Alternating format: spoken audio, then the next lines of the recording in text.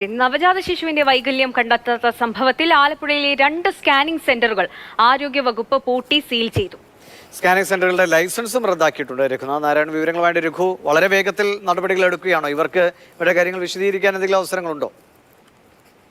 ആലപ്പുഴ നഗരത്തിൽ പ്രവർത്തിക്കുന്ന മിഡാസ് ഒപ്പം തന്നെ ശങ്കോസ് എന്നീ 2 ലാബുകളുടെ ലൈസൻസ് ആണ് ആരോഗ്യവകുപ്പ് റദ്ദാക്കിയത്.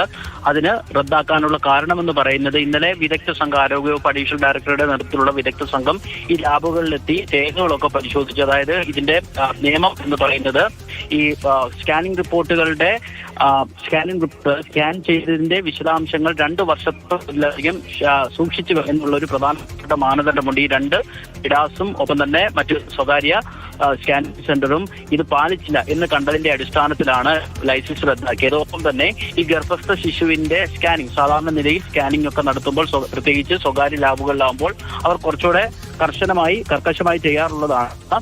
ഇതെന്തെങ്കിലും രീതിയിൽ കുഞ്ഞിന് എന്തെങ്കിലും ബുദ്ധിമുട്ടുകളൊക്കെ ഉണ്ടെങ്കിൽ അപ്പോൾ തന്നെ പറയേണ്ടതാണ്.